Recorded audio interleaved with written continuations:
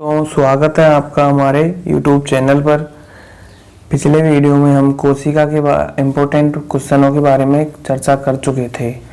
तो कोशिका का हमारा पाठ चल रहा था।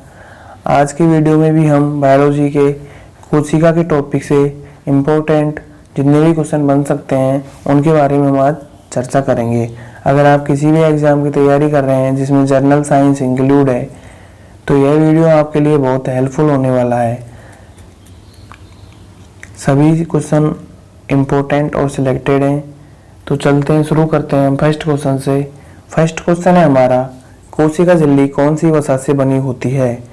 तो इसका सही आंसर हो जाएगा ऑप्शन नंबर डी, फास्फोलिपिड से बनी होती है कोशिका झिल्ली। स्टार्च एक प्रकार का कार्बोहाइड्रेट है, कार्बोहाइड्रेट।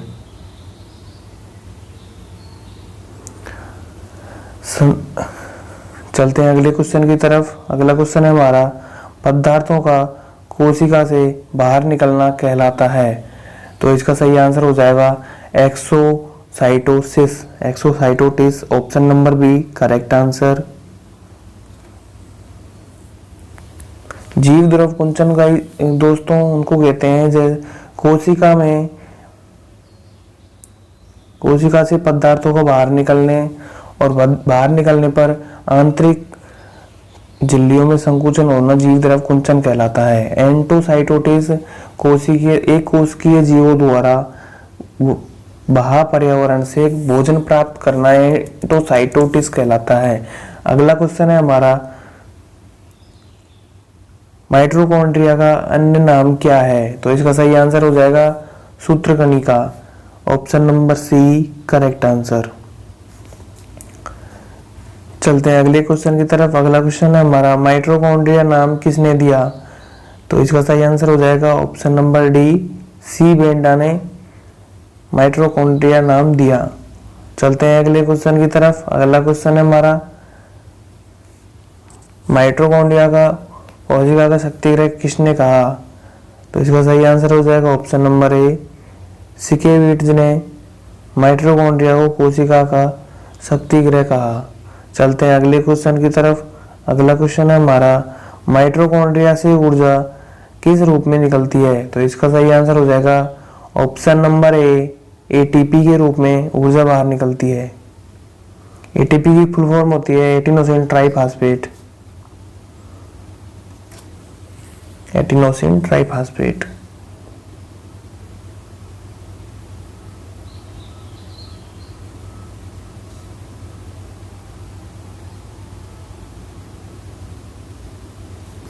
एटिनोसिन ट्राइफॉस्फेट।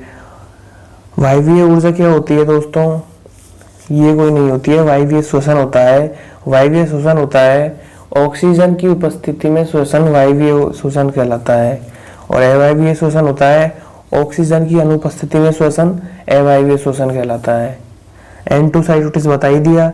एंडोसाइटोसिस होता है एक कोश की जीवों द्वारा बाहरी पर्यावरण से भोजन ग्रहण करना एंडोसाइटोसिस कहलाता है। अगला क्वेश्चन देखते हैं। अगला क्वेश्चन है हमारा, एक एटीपी कितने किलो कैलोरी के बराबर होता है? तो इसका सही आंसर हो जाएगा option number B, 8.15 kilo calories. सही आंसर ऑप्शन नंबर बी। चलते हैं अगले क्वेश्चन की तरफ। अगला क्वेश्चन है हमारा, प्लास्टिड यानी लवक की खोज किसने की? लवक की खोज की थी सिम्पर ने, option number A correct answer. चलते हैं अगले क्वेश्चन की तरफ। अगला क्वेश्चन है हमारा, लवक कितने प्रकार के होते हैं? तो लवक होते हैं 3 प्रकार के, क्लोरोप्लास्ट,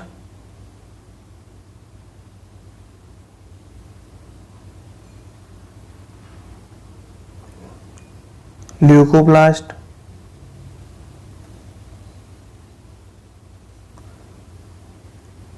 और क्रोमोप्लास्ट।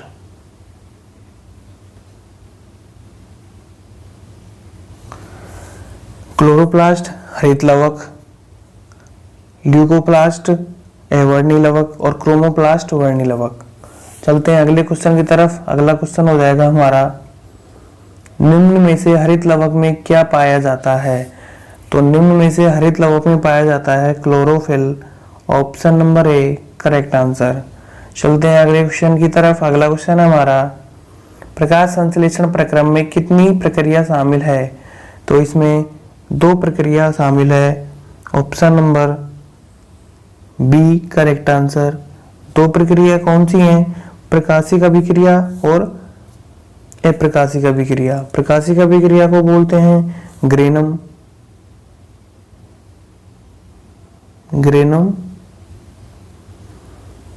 और अप्रकाशिक अभिक्रिया को बोलते हैं स्ट्रोमा। चलते हैं अगले क्वेश्चन की तरफ। अगला क्वेश्चन है हमारा, प्रकाश संश्लेषण के दौरान प्रकाश ऊर्जा का परिवर्तन किस में हो जाता है? तो इसका सही आंसर हो जाएगा, प्रकाश ऊर्जा से रासायनिक ऊर्जा में परिवर्तन हो जाता है।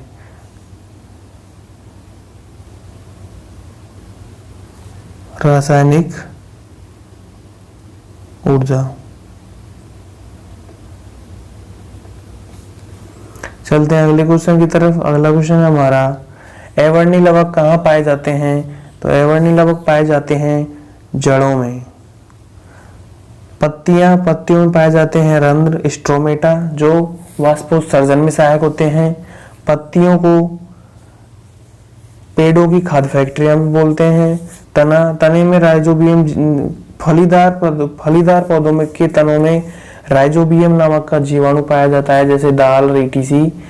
यह सहजीवी संबंध बनाते हैं और वो परजीवी होता है वो, और नाइट्रोजन को विलय करता है, विलय रूप में प्रदान करता है। चलते हैं अगले क्वेश्चन की तरफ। अगला क्वेश्चन है हमारा, फलों और फूलों को आकर्षक रंग प्रदान करने वाला लवक कौन सा है? तो ऑप्शन नंबर ए वर्णीय लवक। चलते हैं अगले क्वेश्चन की तरफ। अगला क्वेश्चन हो जाएगा हमारा, लवक शब्द किसने दिया? तो लवक शब्द दिया था सिम्पर ने।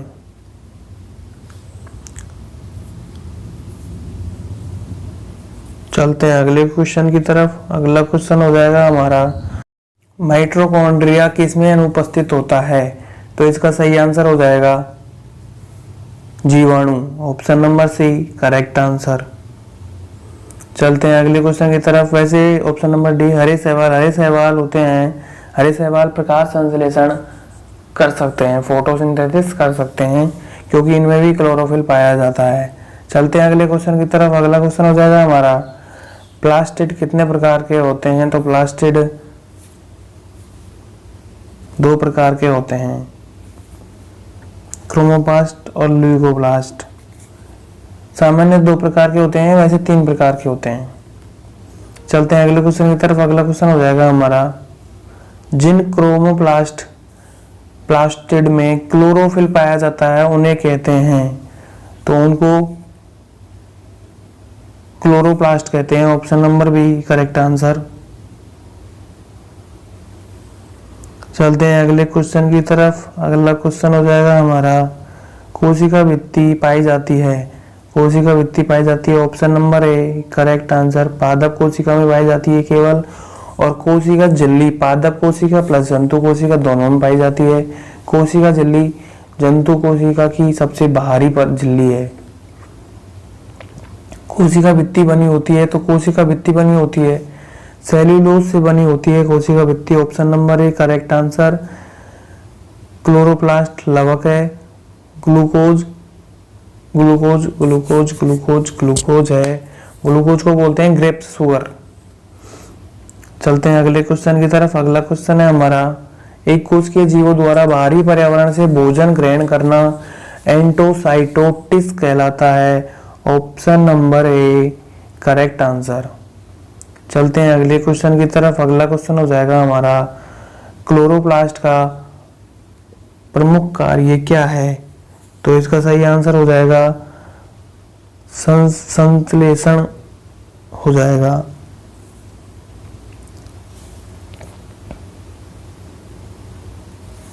चलते हैं अगले क्वेश्चन की तरफ। अगला क्वेश्चन है हमारा,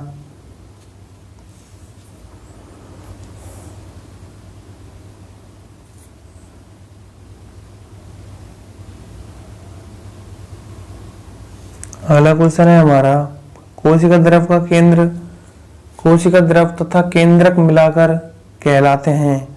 तो इसका सही आंसर हो जाएगा ऑप्शन नंबर सी, जीव द्रव। जीव द्रव कहलाते हैं करेक्ट आंसर। कोशिका की खोज की थी रॉबर्ट हुक ने 1665 में। मृत की 1674 में लुईस हुक ने जीवित कोशिका की मानव स्पर्म में। और कोशिका सिद्धांत किया था 1838 में एम स्लाइडन और टी स्वान ने। चलते हैं अगले क्वेश्चन की तरफ। अगला क्वेश्चन हो जाएगा हमारा, अंतःद्रव्यी जालिका की खुरदरी होने का कारण क्या होता है? तो इसका सही आंसर हो जाएगा ऑप्शन नंबर ए, राइबोसोम। राइबोसोम होता है। जिन अंतःद्रव्यी जालिकाओं के ऊपर सतह पर राइबोसोम पाए जाते हैं वह खुरदरी होती है।